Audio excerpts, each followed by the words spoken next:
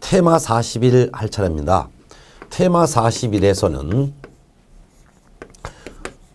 업무 위탁을 공부합니다. 업무 위탁. 그 다음에 또 하나는 행정수수료를 공부합니다. 이때 행정수수료란 납부하는 수수료를 의미합니다.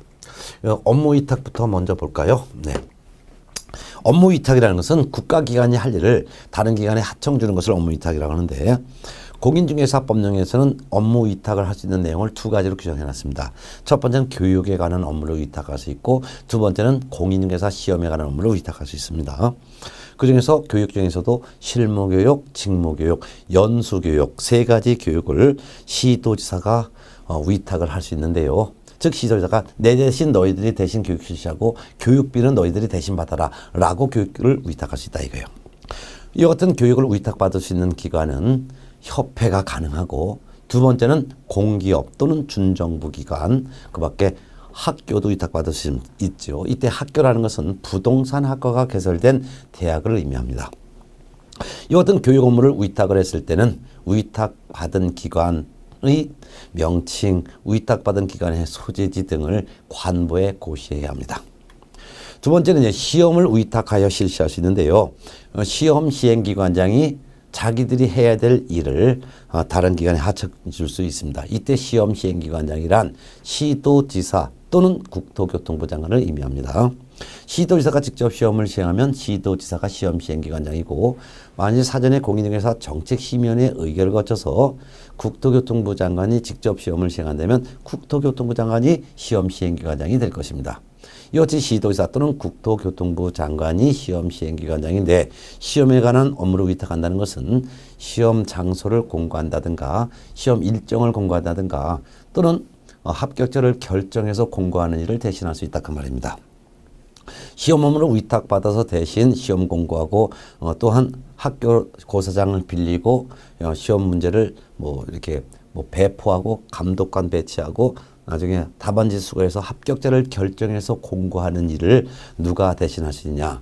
일단 협회가 가능하고, 또한 공기업 또는 준정부기관도 가능합니다. 그렇지만 부동산 학과가 개설된 대학 등 학교는 시험 업무를 위탁받을 수가 없습니다. 만일 부동산 학과가 개설된 대학에다가 시험 업무를 위탁하여 그 대학에다가 시험 일을 전부 다 맡기면은 그 대학교 학생들에게 유리하게 출제가 될 가능성도 있기 때문에 학교는 교육 업무를 위탁받을 수 있어도 시험 업무는 위탁받지 못한다는 차이점을 기억하시기 바랍니다. 이 같은 공인중개사 시험에 대한 위탁도 위탁했으면 누구에게 위탁했는지를 관보에 고시를 해야 될 것입니다. 두 번째 행정수수료인데요. 행정수수료는 납부하는 수수료입니다. 납부하는 수수료는 얼마를 납부할지 조례에서 정하는 경우도 있고, 국토교통부 장관이 결정하는 경우도 있고, 또는 업무를 위탁받은 기관이 결정하는 경우도 있습니다. 그중에서 조례로 결정한 수수료를 납부하는 경우가 7가지가 있고, 이 7가지를 외워두셔야 합니다.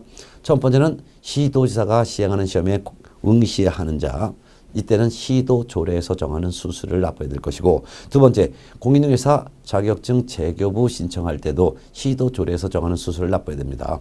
세 번째는 중개사무소 개설 등록을 신청하는 자는 중개사무소가 소재하는 시군 자치구, 즉 사무소 소재지 시군 자치구 조례에서 정하는 수수료를 납부해야 되며, 네 번째 중개사무소 등록증을 재교부 신청할 때도 그 중개사무소가 소재하는 시군 자치구 조례에서 정하는 수수료를 납부해야 됩니다.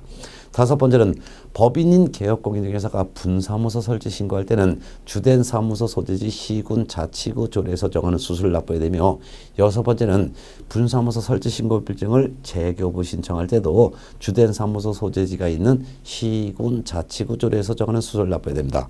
그 밖에도 일곱 번째는 등록관청 관할구역 외의 지역으로 중개사무소를 이전하여 이전 후 등록관청에 이전 신고할 때도 이때도 이전 후 중개사무소가 소재하는 시군 자치구 조례에서 정하는 수수료를 납부해야 됩니다.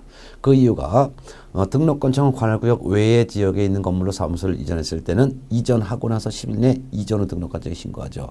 그러면 이전 신고를 받은 이전의 등록관청은 종전의 등록증은 파기하고 이전 후의 등록관청에 지긴 새로운 등록증을 재교부해야 되기 때문에 사무소를 관할구역 외의 지역에 있는 건물로 이전하여 신고할 때도 이때도 수수료를 이전 후 시군구 조례가 정하는 수수료를 납부해야 됩니다. 이 7가지 외에는 수수료를 납부하지 않습니다. 주의할 것은 처음 공인중개사 시험에 응시할 때는 시도조례에서 정하는 수수료를 냅니다. 그렇지만 합격하여 자격증을 교부할 때는 수수료 내지 않아도 자격증을 교부받습니다. 그 이유는 시험에 응시할 때 미리 수수료를 냈기 때문에 합격하면 자격증 공짜로 줍니다. 또한 중개사무소 개설 등록증을 처음 교부받을 때도 수수료 내지 않습니다. 그 이유가 등록 신청할 때 미리 수수료를 냈기 때문에 나중에 보증을 설정하여 신고만 하면 등록증은 공짜로 받습니다. 또한 분사무소 설치 신고필증을 처음 교부받을 때도 수수료 내지 않습니다.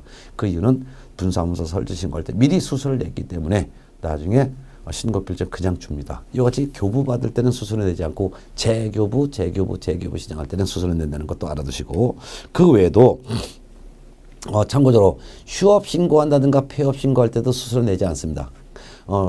수수료를 내는 것은 증을 받기 위해서 미리 돈을 내는 거예요. 근데 휴업 신고, 폐업 신고할 때는 등록증 반납했잖아요. 그렇기 때문에 휴업 신고, 폐업 신고에 대해서 증을 주는 건 아니기 때문에 휴업, 폐업, 재개, 기간 변경 신고할 때도 수수료 내지 않고 고용 신고할 때, 고용관계 종료 신고할 때도 수수료 납부하지 않는다는 것도 유념해 두시기 바랍니다.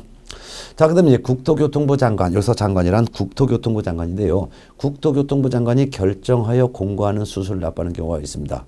그 경우는 본래 시험은 시도지사가 시행하는데 만일 사전에 공인중개사 정책심의위원회 의결을 거쳐 국토교통부 장관이 직접 시험을 시행한다면 국토교통부 장관이 시행하는 시험에 응시하려는 사람은 국토교통부 장관이 결정하여 공고한 응시수수료를 납부를 해야 될 것입니다. 또한 업무를 위탁받은 자가 결정하여 공고하는 수수료를 납부하는 경우가 있어요.